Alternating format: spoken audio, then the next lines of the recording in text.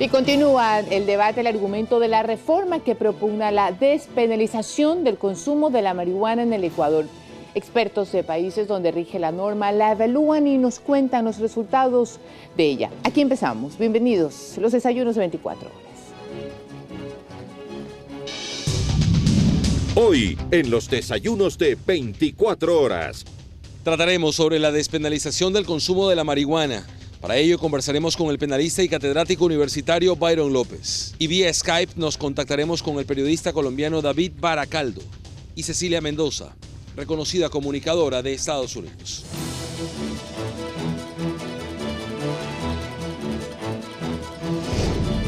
Aquí empiezan los desayunos de 24 horas. Con María Josefa Coronel.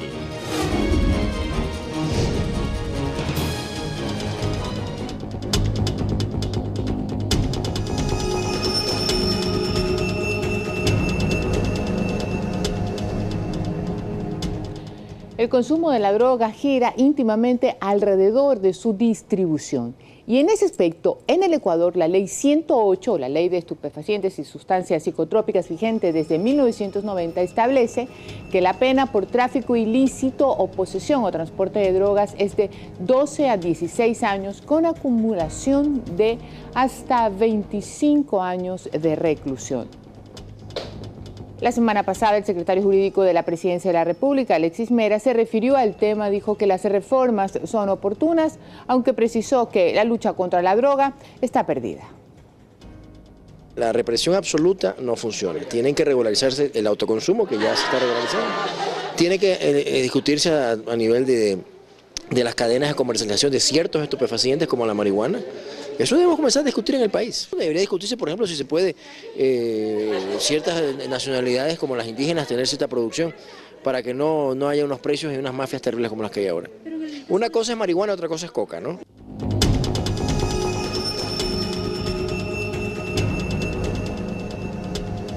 Según los grupos pro legalización, el argumento principal para darle vía a la legitimación del consumo de la marihuana es dar por terminado con el negocio del narcotráfico y las consecuencias graves y secuelas que genera en la sociedad. Y es que estudios internacionales señalan al narcotráfico como el tercer negocio más lucrativo del mundo. Pero ¿cuál es la situación en nuestro país?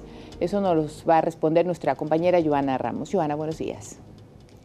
¿Qué tal, María Josefa y amigos televidentes? El Ecuador no es la excepción. Cada año el narcotráfico mueve millones de dólares y la economía que gira a su alrededor involucra violencia y muerte. Veamos. Decomisos millonarios se han dado en los últimos meses. Solo en lo que va del año, en diferentes operativos a nivel nacional, la policía ha logrado interceptar más de 16 toneladas de droga, algunas destinadas al consumo interno, otras para exportar a países vecinos o Europa. Son miles de kilogramos, principalmente de cocaína y marihuana. En la provincia del Guayas, la marihuana es la sustancia más común. Según cifras de antinarcóticos, hasta el momento se ha decomisado más de 1,5 toneladas de marihuana.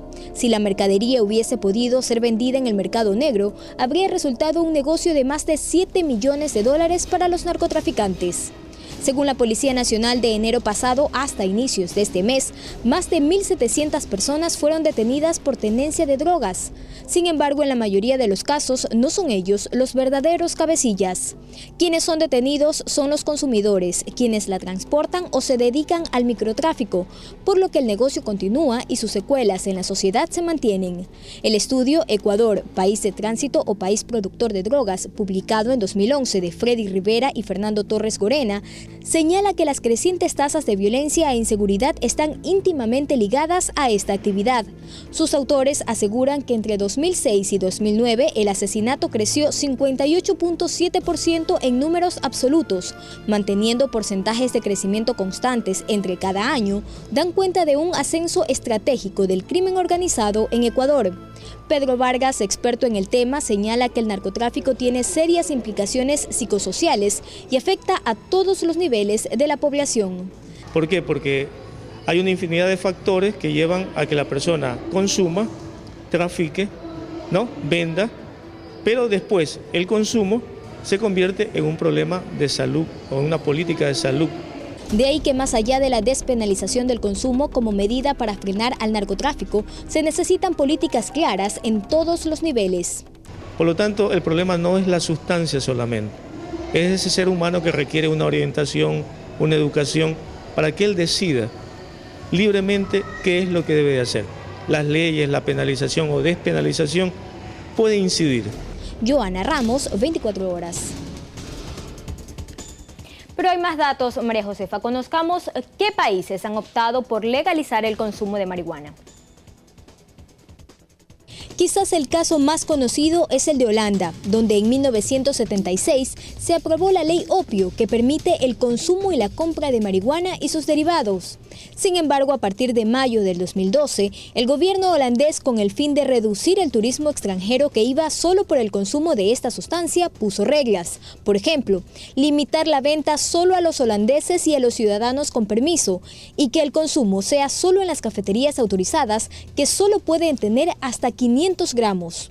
Aunque la posesión no es legal, el consumo en países como Italia, Suiza, Bélgica, España, Portugal y Alemania no contemplan graves problemas legales. Por ejemplo, en Alemania la posesión de una cantidad pequeña de cualquier droga es un delito penal, pero no es castigado si no existen daños a terceros.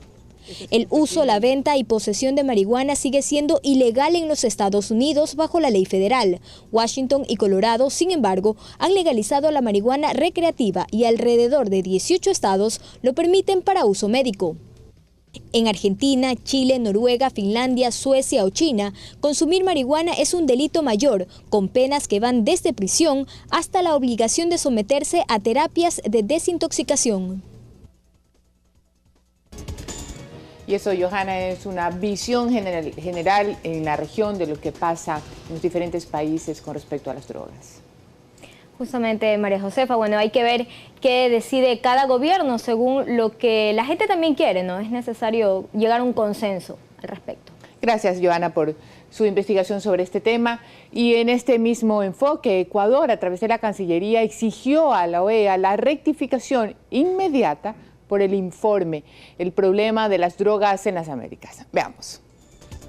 El gobierno del Ecuador rechaza el error que se evidencia en el informe de la Organización de Estados Americanos, OEA, titulado El problema de las drogas en las Américas. En la página 32 de dicho informe se sostiene que en el año 2010 la República del Ecuador erradicó 918 hectáreas de heroína. Este dato es totalmente falso y corresponde a un grave error de lectura de una fuente citada por ellos. Ese dato efectivamente existe, pero corresponde a otro país, no al Ecuador. Este error ocasiona un serio desprestigio al país. En este sentido, exigimos a la OEA, a cuyo secretario general ya se le ha comunicado sobre este percance, la inmediata rectificación del texto.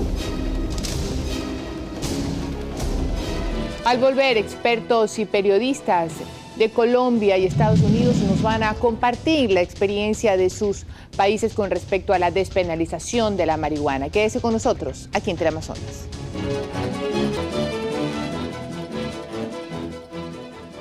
Para ampliar el análisis sobre la despenalización de la marihuana vía Skype hacemos contacto ya con el periodista colombiano David Baracaldo. David, buenos días y bienvenidos a los desayunos de 24 horas.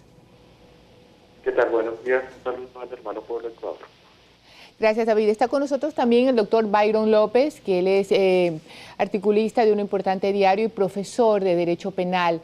David, estamos analizando la posibilidad de despenalizar el consumo de la marihuana en el Ecuador de una manera ya más sistemática, organizada en el campo jurídico.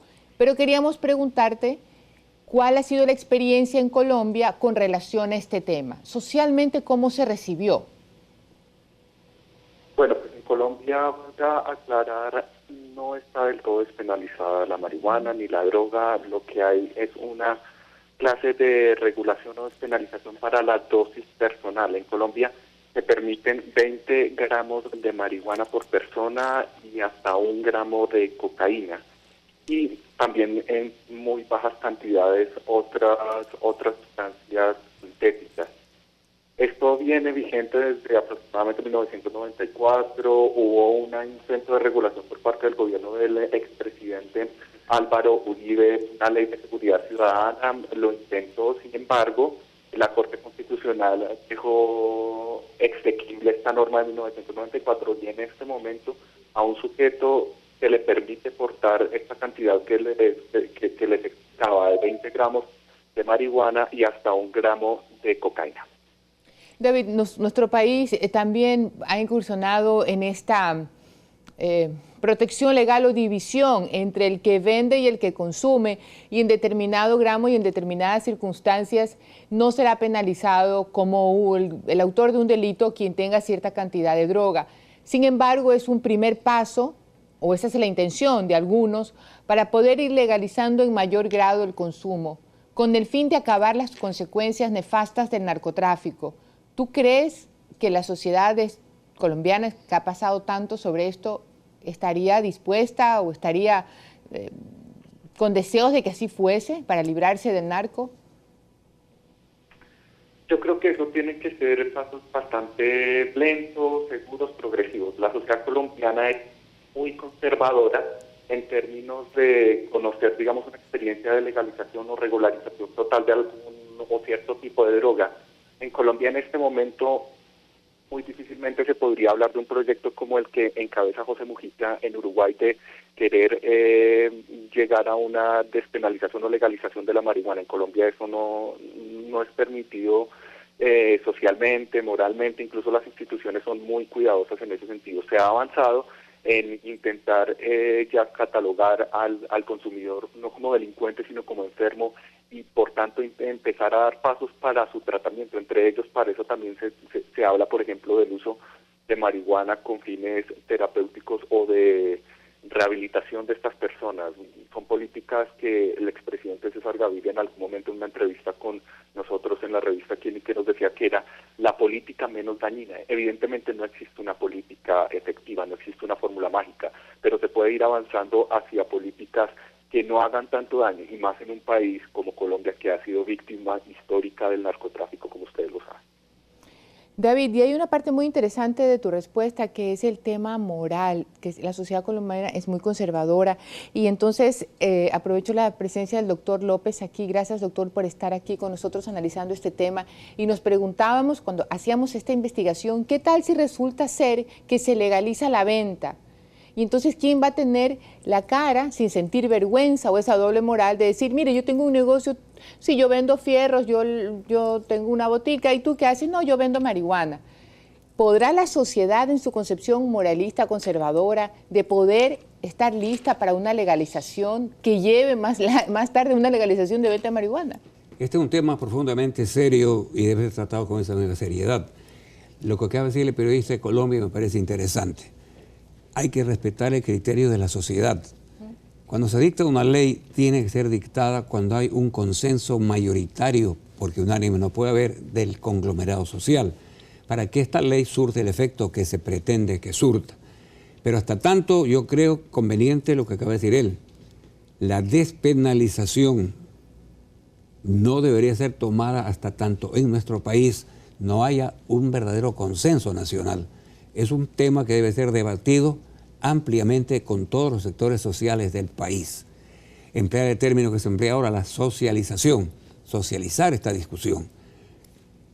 Usted pone un ejemplo muy claro, el dueño de una ferretería está vendiendo fierros y también tiene un aviso que dice vendo marihuana. Eso, que ¿cómo le cae a la sociedad? Claro. Pero si la gente tiene vergüenza de decir que tiene moteles en esta ciudad.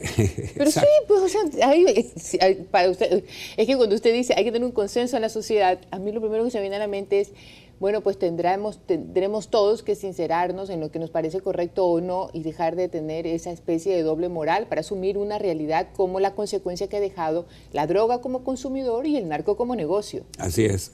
Ese punto neurálgico, la droga con el nombre que sea, constituye un problema mundial muy grave. Una serie de delitos son originados por el consumo y el negocio de la droga. Hay grandes fortunas individualmente consideradas producto de la droga. Estados que se encuentran alimentados por la droga. Es un hecho cierto. La droga, los traficantes de droga influyen tanto que llegan a tener influencia en los poderes ejecutivo, legislativo, en la prensa, una serie de sectores, en los deportivos. No discriminan. Entonces no discriminan y manejan distintos estamentos sociales. Y los países miran con angustia, pero al mismo tiempo sin encontrar solución. Ese es el problema grave que afrontamos también acá. Acá tenemos necesidad, por lo tanto, de enfrentar el tema, como lo dijo el periodista de Colombia, analizando en un primer momento con una política de Estado, porque eso se demanda una verdadera política de Estado, para que no sea solamente un aspecto unilateral de un sector, sino del Estado, no hablo del gobierno, del Estado ecuatoriano, para que entienda un aspecto que sí es importante. El consumidor de droga está considerado desde el punto de vista médico como un enfermo. La ley penal considera una causa de inimputabilidad aquel que se encuentre cometiendo una infracción que la ley llama penal bajo el efecto de una droga cualquiera que ésta sea. Pero esto es un grupo, ¿verdad, doctor? Porque hay otro que simplemente no es adicto, porque a lo que se refiere la Organización Mundial de la Salud es a la adicción que se tiene frente a las drogas. Porque hay gente que, por ejemplo, que usa marihuana una vez cada 3 años o simplemente no le pasa nada si usa o no usa. Así como hay gente que puede fumar un cigarrillo y pasar 5 años y nunca más volverlo a fumar porque no siente esa adicción. Hay otro grupo de gente que, bueno, no hemos comprobado eso como un hecho cierto, pero en revistas médicas también hay casos e historias de gente que con mucho dolor o que está con unas enfermedades especiales también debe de usar marihuana. Entonces, el uso de la marihuana no es de enfermos solamente. Claro. ¿No? Hay sectores ahora que emplean la marihuana para problemas articulares. Ajá, dolores se hace en las propaganda rodillas, pública, sí, inclusive en algunas partes, que se usa la marihuana para dolores articulares. O sea que tiene un aspecto de carácter médico, inclusive curativo. Eso es lo que hay que analizar. En todo caso será como el fuego frente a la humanidad, saberlo usar en beneficio y no en la posibilidad de hacernos daño. Hay un tema, doctor, que también vale la pena analizar y es el tema jurídico. Y el derecho debería ser armonioso, pero entonces si hoy en día está permitido cierta porción de marihuana, pero a su vez está castigado la venta o el tráfico, ¿cómo ha de suponer la autoridad o el derecho que esa porción le cayó del cielo como maná? Alguien tiene que habérsela comprado. ¿Sí me explico? Sí, entonces claro. hay como una contradicción. Hay una contradicción. ¿Será incongruente? Exacto. ¿Qué hacemos mientras tanto? Eso tiene que legislarse bien. Por ejemplo, yo creo que el que consume droga tendrá que decirle un médico, alguien, usted para vivir tiene que consumir 5 miligramos de marihuana diario, por ejemplo. Es como el dipsómano, que tiene que tomarse una dosis de alcohol para poder estar bien todo el día. ¿No es cierto? Entonces acá tiene que ser lo mismo. ¿Eso qué demanda? Que la persona que desea consumir la droga, la marihuana, porque se considera adicta al uso de este estupefaciente, tiene que alguien indicar que usted tiene que consumir tanto. Ahí viene el aspecto que usted anota con mucha claridad. Él va y compra para su consumo lo que le dice el médico, pero además le dice, véndame para de una vez, no venir todos los días, véndame para todo el mes. Y viene nuevamente el tráfico que nacería por allá. Esas son las medidas de seguridad que deberá tomar el Estado cuando llegue a definitivamente adoptar una posición cualquiera que ésta sea. Y queremos saber qué es lo que piensa también diferentes voces de diferentes partes de nuestro continente. Ya nos acompaña vía Skype Celia Mendoza, periodista de La Voz de América de los Estados Unidos. Celia, bienvenida a los desayunos de 24 horas y gracias por compartir el análisis de la posibilidad de despenalizar el consumo de marihuana. Gracias por estar aquí. Muy buenos días, así es. Este ha sido un tema muy interesante, obviamente desde el año pasado, cuando se reunieron en la Cumbre de las Américas, los presidentes ordenaron y pidieron de alguna manera que la Organización de Estados Americanos llevara a cabo un reporte, el cual se estará analizando esta semana en Guatemala, y donde el centro del debate obviamente es cómo se puede despenalizar las drogas y especialmente la marihuana. Ellos aseguran que este sería el inicio para un debate mucho más amplio en términos de la posibilidad de que otras drogas, inclusive drogas como la cocaína, pudieran ser legalizadas en nuestro hemisferio. Uno de los puntos más importantes es el ejemplo que de los Estados Unidos ha puesto, y obviamente aquí ya se despenalizaron el consumo, por ejemplo, de la marihuana en el estado de Colorado y en el estado de Washington. Es decir, que este es un tema que ha sido muy interesante y que obviamente los Estados Unidos ha promovido hasta cierto punto algunos ejemplos de cómo esto se puede implementar y cómo los estados pueden llegar a un punto en el que la sociedad permita que haya una compra legal de este tipo de productos. Celia, de los números que tenemos, al parecer en estos estados, de Colorado y Washington, ha incrementado el número de consumo de la marihuana, de consumidores de marihuana. Lo mismo que pasó en Holanda, que también pues incrementó el número porque hubo mucha gente que quería estar ahí, o el famoso turismo marihuanero, digo, que fue simplemente usar drogas allá. Entonces, la pregunta es si ir levantando la prohibición para ir midiendo el consumo, ¿será eficiente si solamente se hace en determinados puntos, ya que esto pudiera serlo muy convocatorio para las personas que quieren sentir la libertad de consumo? Sí, es realmente algo que estos estados tienen que trabajar. Una de las cosas que ellos dieron inicialmente, recordemos que estos estados habían legalizado la marihuana medicinal. Entonces estas ciudades se enfrentaron primero a este paso, que es tratar de organizar cómo iban a dar las licencias para marihuana medicinal, cómo iban a establecer esto. Y la segunda parte que ellos estaban trabajando, ahora que ya se volvió ley en estos estados que sea libremente consumida la marihuana, es cómo ellos hacen que estas ciudades no se conviertan en puntos específicos donde turistas simplemente vienen para usar marihuana. El estado de Colorado, por ejemplo, uno de los gobernadores, el gobernador que está ahí, John Hickenlooper, ha tratado de establecer un proceso en el que hayan pautas específicas para que las personas puedan utilizarla y para que haya un control de las cantidades. Ahora, esto no significa que no haya empezado a verse una venta muy grande, especial por sistemas de Internet. Hay listas donde compañías ya se empezaron a crear, donde personas llegan a hoteles y piden por las noches cierto tipo de cantidades de marihuana, diferentes tipos. Este es el problema en el que ellos están enfrentando ahora, y de hecho, recordemos, en los Estados Unidos a nivel federal, la marihuana no es legal y la organización que está a cargo de eso, la DEA, obviamente podría venir y arrestar a muchas de estas personas. Entonces también hay problemas legales y también hay problemas en términos de cómo estas ciudades están enfrentando un posible grupo de personas que empiecen a venderlo como una especie de paquete turístico para atraer a personas. Muchísimas gracias, Celia. Gracias por ese comentario y por aportar aquí en Desayunos 24 horas. Y usted finalmente, doctor, tenemos razón en la visión jurídica, por lo menos, que es un tema que a la norma jurídica la va a ir complicando en el camino. Así es, creo yo. Gracias. Es necesaria conversaciones de esta naturaleza, de alta calidad académica. Gracias, el doctor Byron López, por acompañarnos y a nuestros amigos periodistas. Gracias por acompañarnos en Desayunos 24 horas. Que tengan un excelente día.